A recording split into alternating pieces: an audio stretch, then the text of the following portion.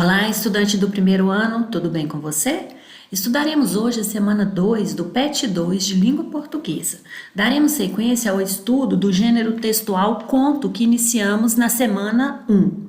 Hoje nós abordaremos aspectos relacionados ao tempo da narrativa. Então vamos relembrar o que é o conto.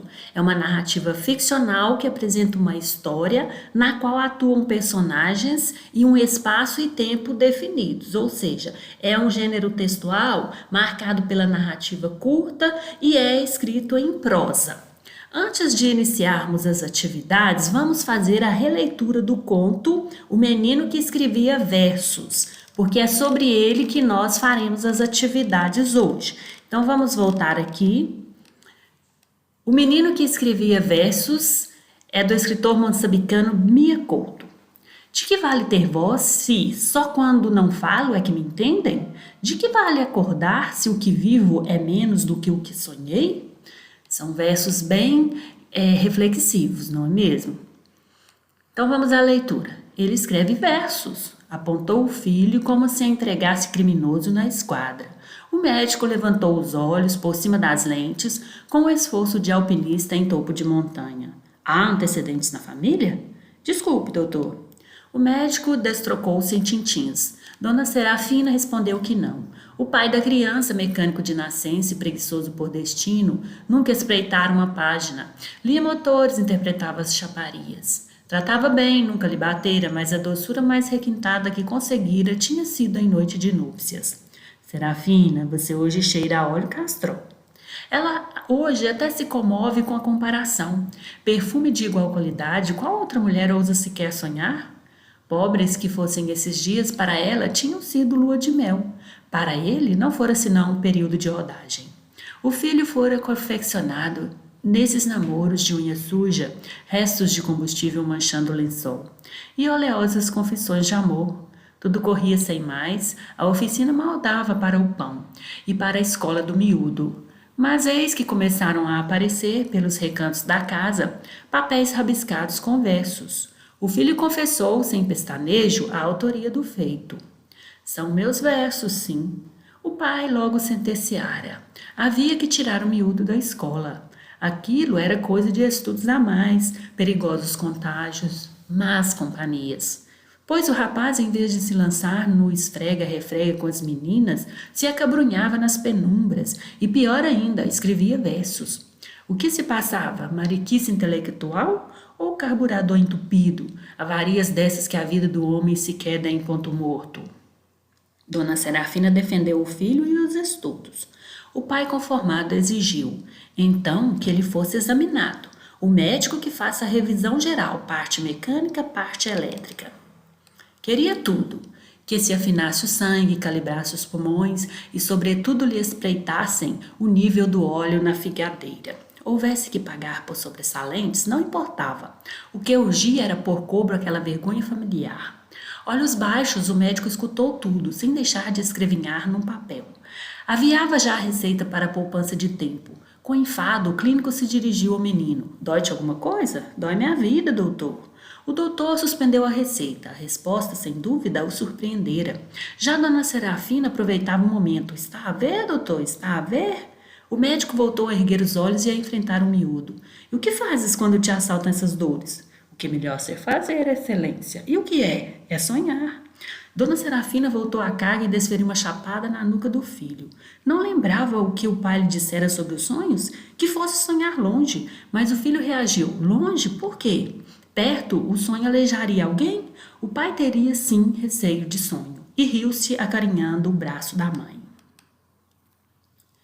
O médico estranhou o miúdo. Custava a crer, visto a idade. Mas o moço, voz tímida, foi-se anunciando. Que ele, modéstia apartada, inventara sonhos desses que já nem há, só no antigamente, coisa de bradar à terra. Exemplificaria para melhor crença, mas nem chegou a começar. O médico o interrompeu. Não tenho tempo, moço, isto aqui não é nenhuma clínica psiquiátrica. A mãe, em desespero, pediu clemência. O doutor que desse ao menos uma vista de olhos pelo caderninho dos versos. A ver se ali catava o motivo de tão grave distúrbio. Contrafeito, o médico aceitou e guardou o manuscrito na gaveta. A mãe que viesse na próxima semana e trouxesse o paciente. Na semana seguinte foram os últimos a ser atendidos. O médico sisudo taciturneou. O miúdo não teria por acaso mais versos? O menino não entendeu. Não continuas a escrever? Isso que faço não é escrever, doutor. Estou sim a viver. Tenho este pedaço de vida, disse, apontando um novo caderninho, quase a meio. O médico chamou a mãe à parte, que aquilo era mais grave do que se poderia pensar. O menino carecia de internamento urgente. Não temos dinheiro, fungou a mãe entre soluços. Não importa, respondeu o doutor, que ele mesmo assumiria as despesas e que seria ali mesmo, na sua clínica, que o menino seria sujeito a devido tratamento. E assim se procedeu. Hoje, quem visita o consultório raramente encontra o médico. Manhãs e tardes, ele se senta num recanto do quarto onde está internado o menino. Quem passa pode escutar a voz pausada do filho do mecânico, que vai lendo, verso a verso, o seu próprio coração. E o médico abreviando os silêncios. Não pare, meu filho, continue lendo. Muito interessante o texto, né? Dá pra gente pensar bastante. Vamos às questões. Número 1. Há diversos modos de analisar o papel que uma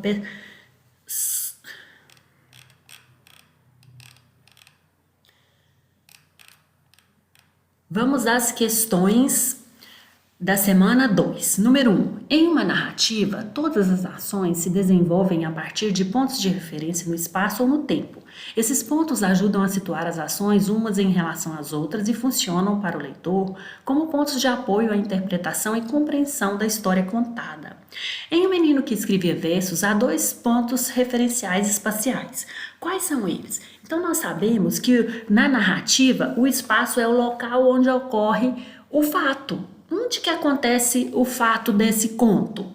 Então, acontece na casa do menino e no consultório médico. São esses, então, os 2 espaços referenciais aqui. Número 2. O tempo organiza a sucessão das ações e permite que o leitor perceba uma sequência, o que acontece antes e o que acontece depois. Mas o antes e o depois só podem existir e fazer sentido para o leitor quando se estabelece um momento de referência no tempo. Qual é o momento de referência da narrativa O Menino que Escrevia Versos? Então, o momento de referência aí é a consulta médica, ela que marca o que acontece antes e o que acontece depois. Número 3. Em uma narrativa, os tempos dos verbos empregados nos ajudam a compreender essa estrutura das relações entre o antes e o depois. No conto lido, pode-se notar que os verbos expressam as ações diretamente relacionadas com esse momento de referência. Letra A. No trecho pai da criança, mecânico de nascença e preguiçoso por destino, nunca espreitara uma página, lia motores, interpretava chaparias. Tratava bem, mas nunca lhe batera, mas a doçura mais requintada que conseguira tinha sido em noite de núpcias. Os verbos em destaque estão em um tempo da conjugação verbal chamado pretérito mais que perfeito simples do indicativo. Qual é o momento de referência dessas ações? Espreitar, bater e conseguir. Bom, o momento de referência é a consulta com o médico. O que essas formas verbais indicam? Essas formas verbais, elas indicam coisas, né, ações ocorridas anteriormente à consulta médica.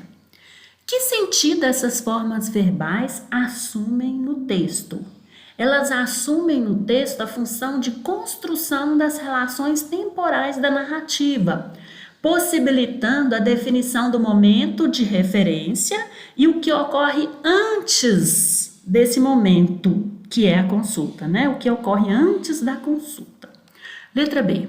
Antes de ser empregado, além de ser empregado nos diálogos, o tempo presente do indicativo ocorre em vários outros trechos da narrativa. Por exemplo, ela hoje até se comove com a comparação. Perfume de igual qualidade, qual outra mulher ousa sequer sonhar?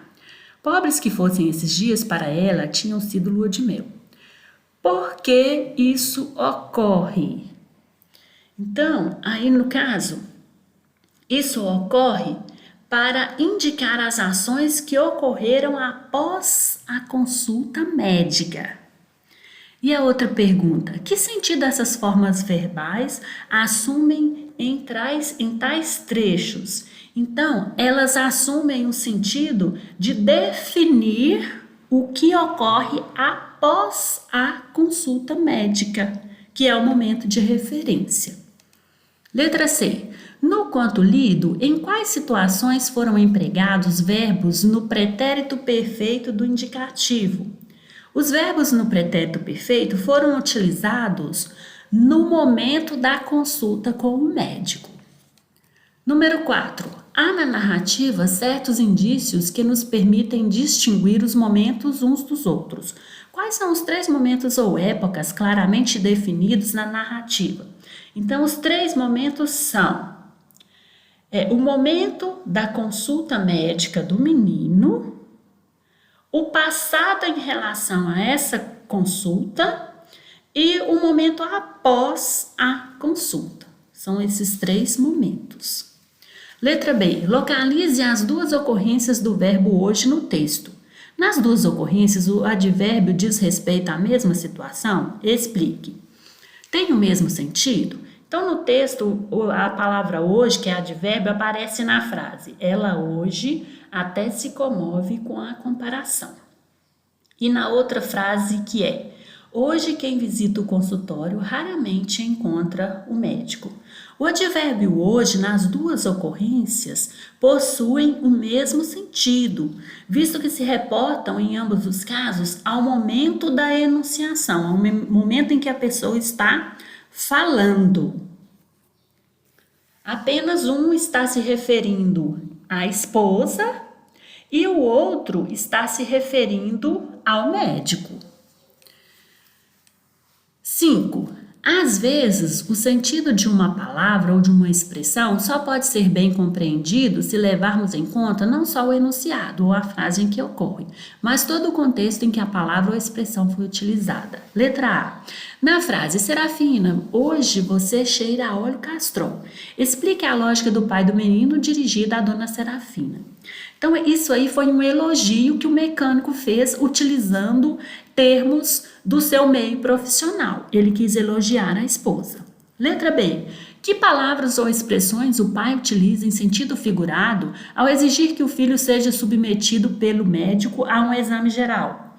A frase é a seguinte: o médico que faça revisão geral, parte mecânica, parte elétrica, mais uma vez utilizando elementos do meio profissional dele. Letra C. No trecho, o filho fora confeccionado nesses namoros de unha suja, restos de combustível manchando o lençol e oleosas confissões de amor. Qual é o sentido do verbo confeccionar no conto? Explique. Então, confeccionar aí está no sentido de conceber o filho, né? Ele quis falar do ato dele sexual com a esposa que deu origem ao nascimento do filho. Número 6. Quando o doutor pergunta ao menino: dói-te alguma coisa? Ele se surpreende com a resposta. Por quê? A. Percebeu que a doença do menino era terminal. B. O menino evidencia oferecer risco para a sociedade por ter traços violentos. C. O menino era muito jovem para conhecer as dores do que o simples fato de viver pode provocar. D. O menino estava sendo irônico. E E. O doutor não tinha paciência com doentes que não respeitavam sua autoridade. Bom, o menino não estava em fase terminal, ele não era violento, ele não era irônico e o médico também não era impaciente. Então, a opção correta aqui é a letra C.